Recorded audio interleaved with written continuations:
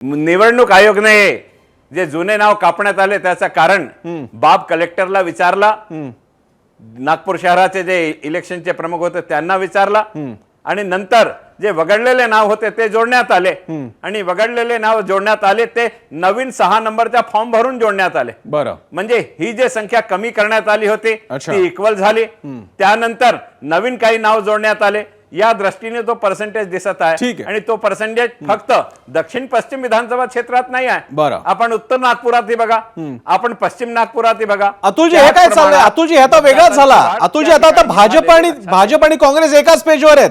भाजप पण म्हणते आमच्या तक्रारी आहेत इलेक्शन कमिशन बद्दल। आता तर तिवारी, तुम्ही तर दोघेही नागपूरचे आहात, आता तर तिवारी लोंढेंनी सुरू केलं पाहिजे कॅम्पेन इलेक्शन कमिशन विरोधात। ऐका ना, आता दयाभैयांनी जे सांगितलं ते कसं चुकीचं आहे मी तुम्हाला सांगतो। हे उत्तर याच्यामध्ये भेटलेलं आहे माहितीच्या अधिकारात आणि हे सरकारने दिलेलं उत्तर आहे। ज्यांनी फॉर्म नंबर 6 आणि 7 सांगितलं ना ते त्यांनी चुकीचं सांगितलं, कदाचित दयाभैयाकडे चुकीची माहिती दिली असेल। भाजप त्याच्यामध्ये एक्सपर्ट आहे। क्वेश्चन नंबर 2, नव्याने नोंदणी करण्यात आलेल्या सर्व मतदारांचे बीएलओ रिपोर्ट, आणि मी हे याच्यावर टाकलेलं आहे प्रसन्न ट्विटरवर, ते काढून घ्या तुम्ही। सदर कालावधीत प्राप्त झालेल्या अर्जावरील बीएलओ रिपोर्ट हे बीएलओ यांनी त्यांच्या बीएलओ ऍपवर ऑनलाईन पद्धतीने स्वयं शो केलाय।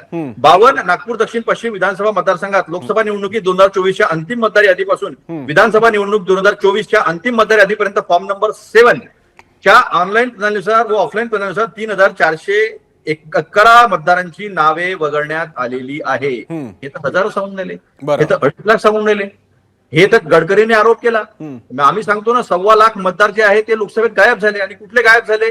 मुस्लिम वस्त्यातले, दलित वस्त्यातले, ज्यांनी अनेक वर्षानुवर्ष ज्या बूथवर मतदान केलं त्यांचे नावं डिलीटेड त्याही याद्या आमच्याकडे आहे। अशा पद्धतीने वृत्तपत्रांमध्ये बातम्या आल्या होत्या की किती लोक मतदान केंद्रावरून परत गेले, ज्यांनी लोकसभेत मतदान केलं होतं त्यांचं विधानसभेमध्ये गायब झालेलं आहे। आणि मी हे सगळं जे आहे प्रसन्न हे ट्विटरवर टाकलेलं आहे।